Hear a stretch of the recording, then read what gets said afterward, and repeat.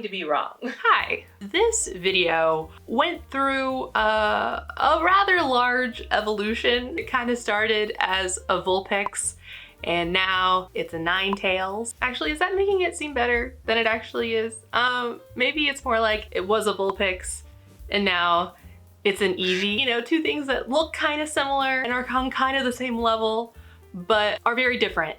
If you are not a Pokemon kid, I'm so sorry. That was probably a very boring allegory to hear. So I was currently working on 2 different videos because I am trying to stay on top of things. And I realized that I was working a lot harder than I had to. Basically, this was 2 videos, or 2 halves of 2 videos, and I put them together. It was easier on me and also made more sense. So I'm going to be working on 2 projects. The first project is a dress that I saw and had to have because the pattern is just so gorgeous. It looks like wallpaper. It's very unique, but it wasn't quite perfect for me. It wasn't quite my style. I usually do clothing flips with either clothes that I already own or things that I get from the thrift store, but this was really unique. It was on super sale and I couldn't pass it up. I'm going to be trying a new way for me of making it fit me better, which is shirring. Oh my gosh, why didn't I look this up beforehand? I need to look things up. Shirring. Oh, it is shirring.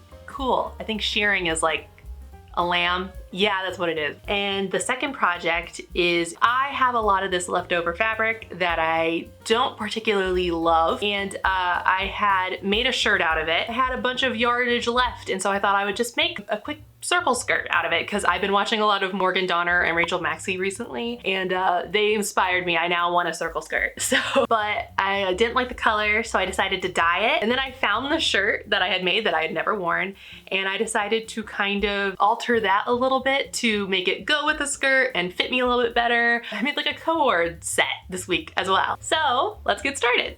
Okay, let's start with the dress. I didn't feel like taking the shorts off that I was wearing, so I kept them on. So as you can see, the pattern is just so beautiful, but the fit is just meh, it's fine. So I wanted to create a nice big waistband to better show off the shape of my body and do some kind of detailing to the sleeves. I needed a few things for this project. Some basics, such as a sewing machine, fabric chalk to mark where I wanted the elastic to go, thread snips or precision scissors to cut the thread tails. That's hard to say, precision scissors. A grid ruler or a straight edge to make sure that the lines that I'm marking are straight. I like a grid ruler since they tend to be pretty large, where you can work with like large swaths of fabric, but any straight edge will do for this project. For this project specifically, I went and bought some elastic thread. This is for threading only the bobbin. And lastly, I needed regular thread to thread through the machine. So I started by threading the elastic onto the bobbin by hand. I think if you try threading it with the machine, it will snap, so by hand is better. Once I set up the regular thread on my machine, I wanted to make sure that I'd done it right, so I did a test swatch. I actually did something right the first time, for once in my life, and so I moved on to marking where I wanted the shirring to be on my waist. I knew that I wanted every line of elastic to be about a ½ inch away from each other, so after making that starting mark, I started sewing.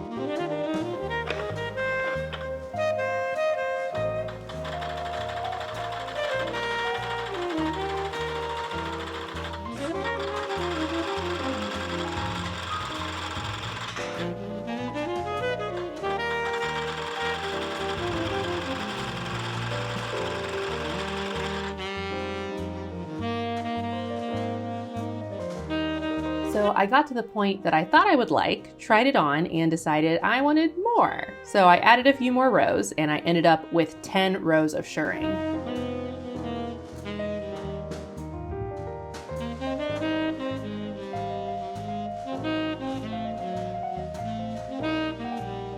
I also noticed that there was still too much excess fabric at the sides of the bodice area, so I did a zigzag, is that the right way to say that? Back and forth in a triangular shape ending at the sleeve. I then marked where I wanted the shirring to start on my sleeve, and I did about 6 rows towards the top to make a puff sleeve look. The last thing I did was add just a few rows at the bottom of the cuff to just add a little bit more shape there as well. And in about an hour, my dress was done. But the final result will be at the end of this video, so for now, let's move on to the top and skirt set. So as you can see, both the fit and color of this top is just Not great, but I liked the basic style I'd made originally, so to make a matching skirt and to alter this top, I needed a lot of the same things I needed for the last project. A sewing machine, fabric chalk, matching thread, grid ruler, and thread snips. I also needed some pinking shears because I was way too lazy to edge finish the fabric, a tape measure to mark the circle skirt, and some purple and black dye to create the color I wanted. One thing that I could have used but I didn't have is a curve ruler. That really is just going to help with any curves in your pattern or drafting and make those curves nice and even. But since I don't have that, I usually just try to make do without it. So for the circle skirt, why did I say we? I am going to be using a fabric that I bought a very long time ago. It is this fabric.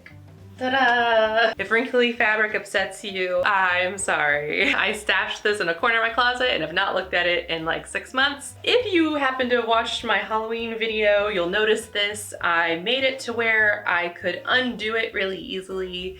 And that's what I'm gonna do now. I was originally going to make this into that walkaway dress that everyone was making like a millennia ago, but I waited too long to do that and now I don't feel like doing it anymore. So I think I had like 8 yards of this, but now I kind of feel like it looks more like 5 or 6 at most because I used a little bit to make a top that I never wear. There's also another problem with this, which is it's very close to my skin tone. I think on camera it reads a little different, but definitely in person, it's very similar. The skin tone of a person that if you were in a castle at 2 a.m. in the morning and you saw me in the hallway, you wouldn't be 100% sure that you weren't seeing a ghost. We're gonna be dyeing this, which I bought this in person, so I don't know why I didn't notice that, but whatever. I'm going to try to dye this kind of a lavendery color. It's a favorite color of mine. So what we're gonna do is we're gonna cut out the pieces first. I'm gonna figure out the math that I have to do. I didn't think that through before I decided to make this, that I would have to do some math. I don't want to. So we might not, honestly, but we'll get there when we get there. My first step is to take out all of the stitches that I did. So I'll come back to you when that's done. I'm about to be like Stefan from the Vampire Diaries and become a Ripper.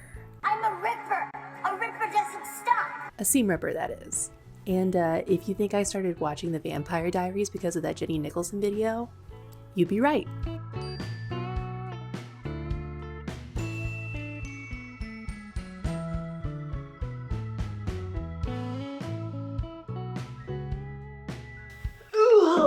I steamed this a little bit. It's still not perfect, but I don't really care. Also, I didn't mention this before. I think this is like a cotton voile, if I remember correctly, but I could be wrong. It's been quite a few years since I bought this fabric. At first, I was a little confused about all the math that had to be done, as I often am by math. Why can't you just divide your waist by 4 and then do that instead of all the weird math that's going on? So I think I'm gonna do it that way and double check my work with the complicated math thingy. I could have sworn that's the way I did it in college, where we just like divided the waist. This could fail, but I am willing to be wrong. It is the same. So why do we do all this complicated math then? I'm confused. So what I did was I took my waist measurement plus seam allowance stuff that I want to do, and I just kind of made a general curve of what that would look like. In fact, this is even a little bit bigger. And in fact, I think I can bring that in a little bit. Oh, I can bring that in. And then measured what that was, and then went from this corner and diagonally measured from there.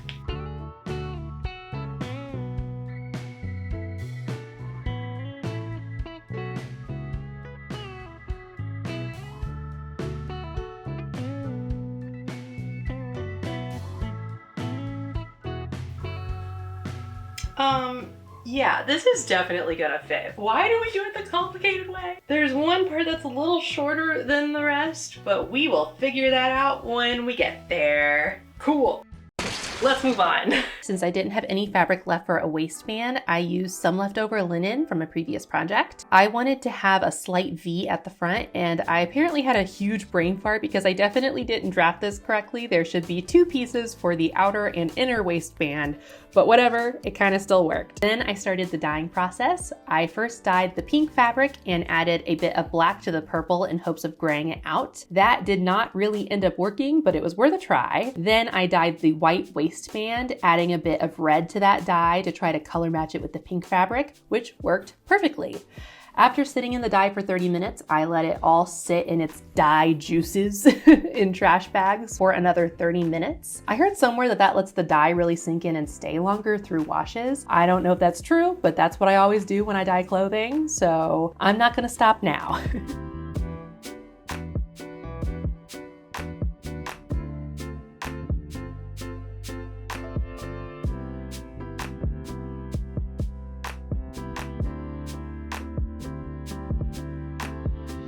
It ended up being a bit more saturated of a purple than I intended, and at this point, I didn't really know how to feel about it. But after washing and drying, I started to sew the side seams together and put some triangles from the leftover fabric on the sides of the skirt where those weird shorter areas were. I only ironed the edges where I knew I'd be sewing, so look away from the wrinkles. And then after changing, because it was much hotter outside than I thought it was, I put the waistband on. I had a lot of extra fabric, so while placing the waistband, I went ahead and made 2 big pleats at the back for the extra fabric.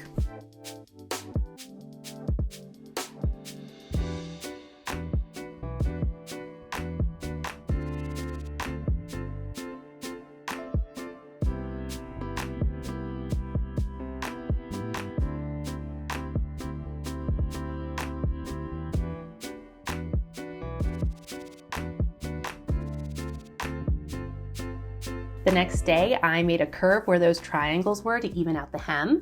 I then worked on the back zipper. Now, zippers are the bane of my existence, but I knew it was the easiest option I had with this skirt. So this is not going to be the prettiest zipper you've ever seen. Just be prepared. I then trimmed the extra fabric off the back seam and trimmed the zipper down to the length I wanted. And since I'd now cut off that zipper stopper at the end, I hand sewed a new one at the bottom.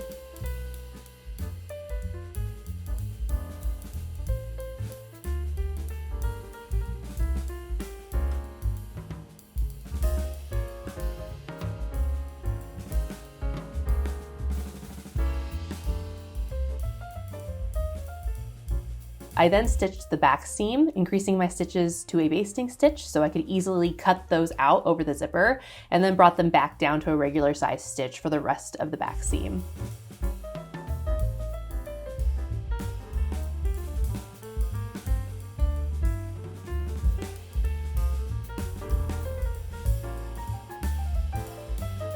After ironing the seam down, I pinned the zipper in. Because I am incredibly lazy when it comes to zippers, I didn't go looking for my zipper foot. I just scooched my needle all the way over to the left, sent up a prayer, and started stitching. It wasn't terrible, but if you really want a tight stitch next to your zipper, you're gonna want that zipper foot. After sewing the zipper in, I removed those basting stitches at the back seam. Do not look at how uneven the waistband is at the zipper. Let's just all be happy that there's even a zipper there at all. After a quick dog break, I ironed and stitched the hem to finish the skirt, and let me tell you, this took forever and basically all of my pins.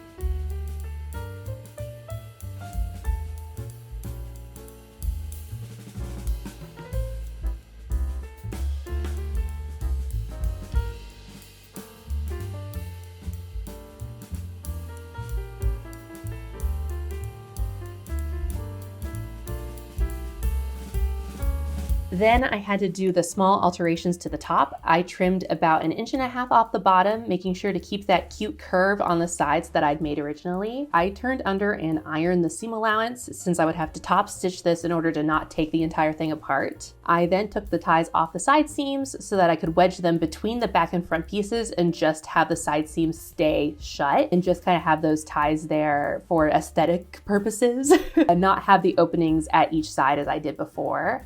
I then stitched the hem and I was done with both projects. And let me show you what they both ended up looking like.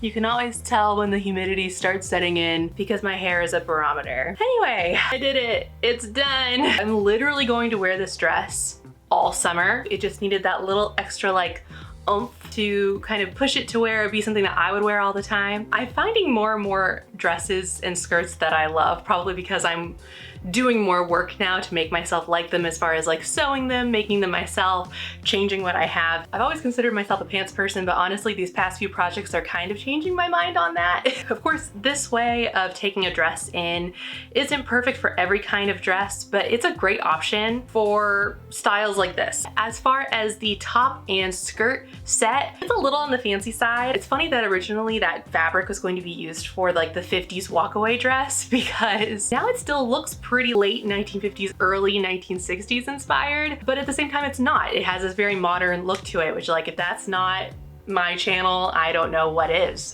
Actually, I ended up liking the color, and I think it's because if it had just been a skirt, I don't think I would have liked it, but for some reason as like a matching set, I really like this purple. I don't put fixative on any of my dyes because if I mess up, I want to be able to undo my work eventually, so I think it will get lighter over time, but I like the color now and I like the color in the future, so it all works out. I'm very happy with both of my, or all three of my pieces, both projects, 3 pieces, but that's gonna be it for me this week. If you liked this video, be sure to like and subscribe if you would like to see more from me. Thank you so much for sticking around, and I hope to see you back here next time. Bye!